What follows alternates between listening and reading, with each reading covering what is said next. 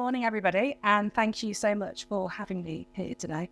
I'm so pleased to be able to come and hear about all the different projects that have been completed through the ENLIVEN Project, and I'm here to speak a bit about dementia and what we at Alzheimer Society are doing at the moment. So, as you know, my name is Sophie Tucker. I am the Training and Partnerships Manager for Alzheimer Society.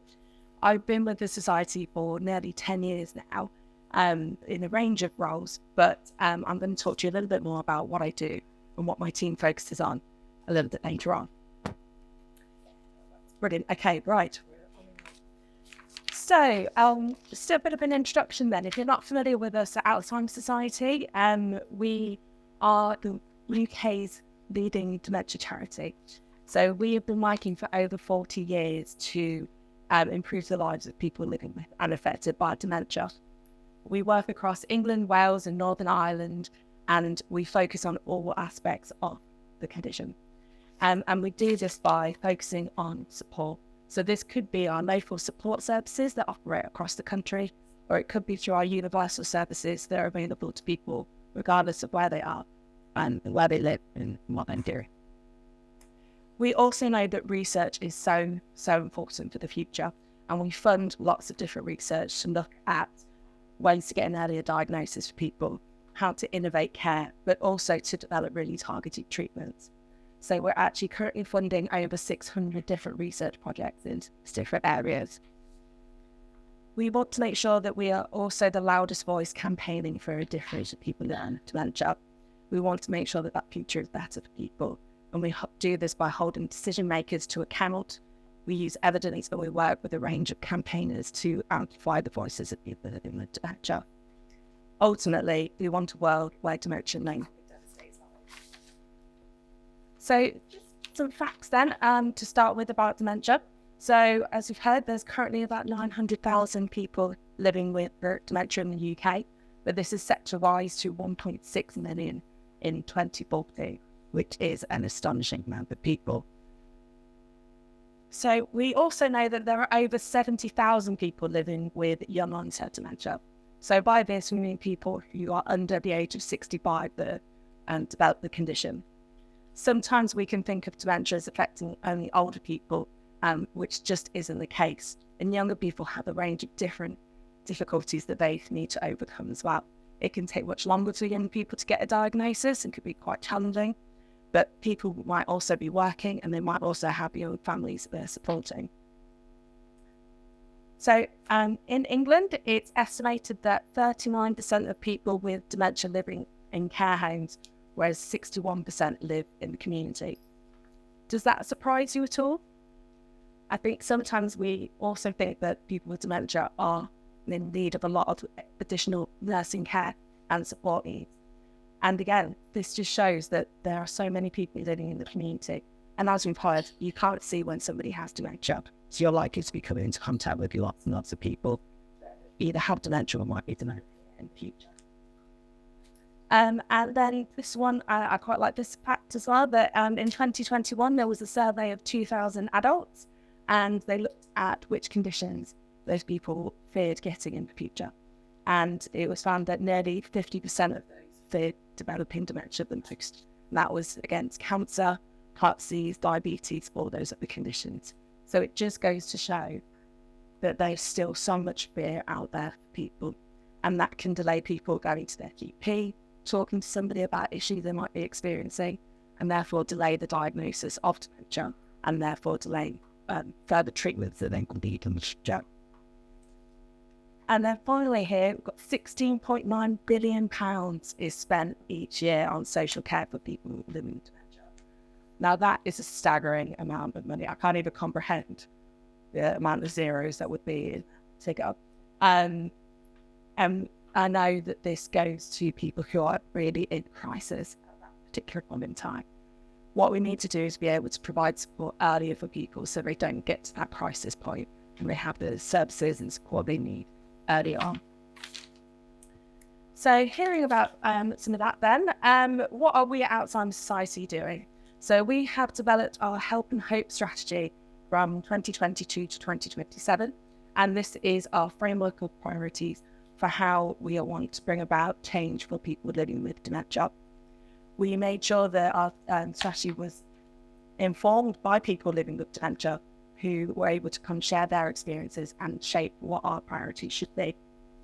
What they said to us is that we needed to use our expertise in providing support, funding research, and campaigning for action in order to give help for today and hope for tomorrow. So our strategy has got 4 key priorities within it. So the first one is about reaching more people.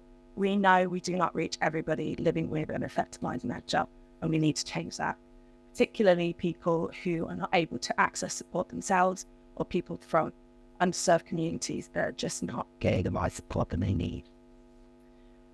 Our second priority is, I've gone back. There we go. So our second priority is around making sure that people get an accurate dementia diagnosis faster. It can still take far too long for people to get the right dementia diagnosis, and that can then delay getting access to seamless support, seamless treatments, and things that people need. Our third priority is making dementia the priority. We are there to influence both local and national decision makers and increase public awareness of dementia. We want to make sure that it is a priority that it should be, and that people are taking it into account when they're making their decisions. I'm not going to mention too much about upcoming elections, but we know that we are talking to whoever we need to make sure that it's taken into account in the future.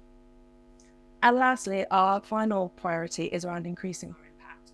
So we want to build our knowledge and understanding of what makes the biggest difference for people living with dementia. We want to listen to and amplify all the diverse voices and make sure that we are taking those into account of the work that we are doing. So based on those priorities, we're still facing a number of challenges in the community. I'm sure everybody else is as well. One of the key things for us is the changing health and social care system at the moment. Some of you might be familiar with the integrated care boards that were introduced in 2022, and this has really changed the commissioning landscape that we're facing, particularly in health. So we're now looking at what people need on a regional basis versus local versus a place-based approach. And we've also found that dementia has been named as one of the focus areas for the major condition strategy, which is fantastic. It shows that we are making headway. However, we are not there. We're not at a point where we're finding tangible actions that come out of that strategy just yet. And then we're also finding that there are still low diagnosis rates. The pandemic has a lot to answer for, but one of those things that was really impacted was the speed and the ability for people to move forward and get a diagnosis of dementia. So we're still finding that diagnosis levels are much lower than what they were pre-pandemic. And then finally, just to touch on about health inequalities, we know diverse communities are less likely to get a timely diagnosis of dementia. We also know that people that experience health inequalities are more likely to have poorer outcomes for any health condition that they're facing. So it's something that we really need to take into account reducing that as well. So that sounds a bit gloomy. Sounds like there was lots of challenges going on, but that doesn't mean that there's some really positive work that's also taking place as well. So one of these is about new drug trials. You might have heard of some new drugs that might soon become available, and I might pronounce these wrong, so apologies. So donanemab and lecanemab have proved to, or have been shown to severely delay the effects of some of these dementia. We're still waiting for approval for them to be used in the UK and be administered here, but we're hopeful that that will kind of move forward very quickly. And that's great. We need the drugs for people to kind of access, but that also means we need to promote more about diagnosis, and we need to increase those diagnosis figures. So another piece of great work that's going on is around blood biomarkers. So Alzheimer's Society are working with Alzheimer's Research UK and the National Institute for Health and Care Research on how we can look at a new diagnosis test using a simple blood test. It means it's much quicker, it's also much cheaper to get that done, and much less invasive for people rather than the normal routes that people face at the moment, such as brain scans or lumbar punctures. So we're really hopeful that this will kind of prove to be really effective and be implemented. However, like I said, that diagnosis still needs to happen as early as possible. So we still need people to come forward if they're experiencing signs and symptoms of dementia, because they could get that earlier diagnosis, have access to earlier drugs, and then be able to manage their condition, prepare for the future, and things that they need to do as well. What we're also doing is make dementia a priority. So this is our campaign from Alzheimer Society, and it's our response to the major condition strategy. And it's something that we'll keep using to raise the voices of people living with dementia to decision makers. It's the focus of our annual conference this year. It's in May. If anybody wants to come along, feel free to look us up on the website. And like I said, it's something that we're talking to our local national government in relation to that as well. We're Alzheimer Society. We want to move away from that postcode lottery approach of services. So we are looking at our universal services to be available to people outside of those work normal Monday to Friday, 9 to 5. We want people to be able to access our dementia support line and our online dementia support forum whenever they need it, wherever they are. So we don't have to depend on where you live for what services you can access. And also there's some great work going on around dementia inclusion. And that's why we're all here today, is to hear about some of the great work that's been done, but also she's raising a profile of dementia inclusivity. Which leads on to dementia inclusion. So what do we mean by dementia inclusion? And there's so many things that can come together to make up what inclusivity looks like for somebody with dementia. I've noted a few things here about what I think inclusion and inclusivity means, but what that means for each individual person is going to be very different. I think ultimately, I know we at Alzheimer Society are committed to raising the profile of dementia with everybody that we come into contact with. And it's so important to challenge those perceived stereotypes of dementia, to challenge that misinformation that comes out and make sure people know the facts about dementia rather than myths. We've heard today, I've heard Linda speak about some of the different things that can be changed in the physical environment. Signage, I think, is wonderful. Adding a few signs around can be helpful to everybody and can make such a difference, particularly for people living with dementia. It could be some basic cosmetic work that's done within a physical environment. It doesn't have to be a complete redesign or a new architectural structure that's built. There might be dementia specific. Ultimately, these things are so important, and it's key that for people, these things are impactful for people with dementia, but they're also impactful for lots of other groups of people as well. So if you get it right for one, you'll get it right for many, many people as well. I think ultimately it's about inclusivity is about people being able to live the lives that they want to live. So however that might look for them. We want people to be able to do the normal things that they would like to do in their society, in their community. We've heard that 61% of people living with dementia are in their community, so they should be able to go about their daily lives and access the things that they need to without worrying that their dementia is going to be a barrier or a challenge for them to access things. And I can't wait to hear about what everybody else has been up to today, because I'll be able to give us some ideas that we can take away. So what are we at Alzheimer Society doing then around dementia inclusion? So one thing that we're really focused on is around co-production. We believe that people with dementia should be at the heart of absolutely everything that we do. We include people with dementia in our strategy direction, in our service design, all of the things that we're looking at in the future.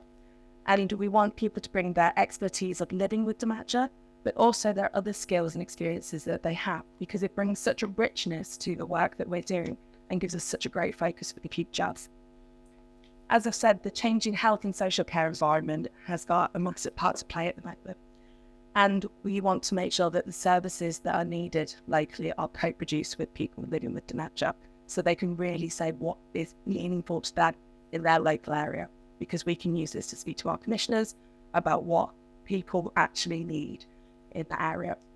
And this could be very different from place to place, and so it should. Everybody is different in different communities, and they will need different services to be supported to them.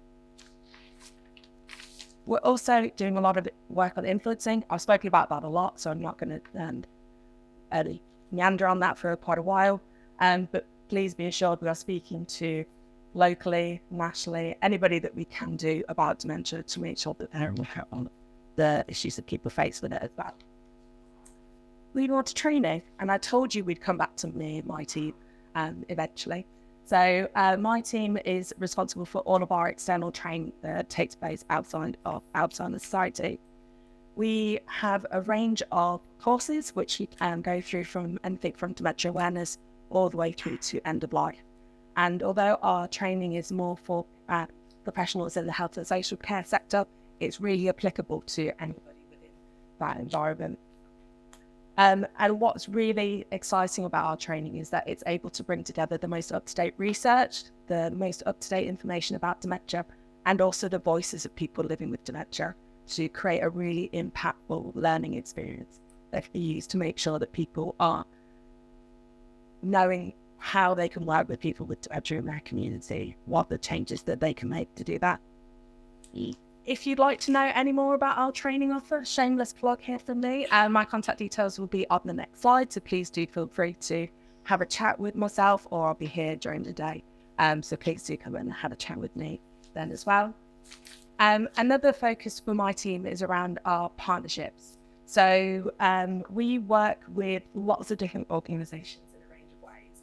No two partnerships will ever look the same. We are working together to look at how we can improve the lives of people living with dementia. It could be through joint initiatives, it could be through product development, awareness raising, or something else entirely. The important thing is that we're working together, we've got those shared goals for us in place.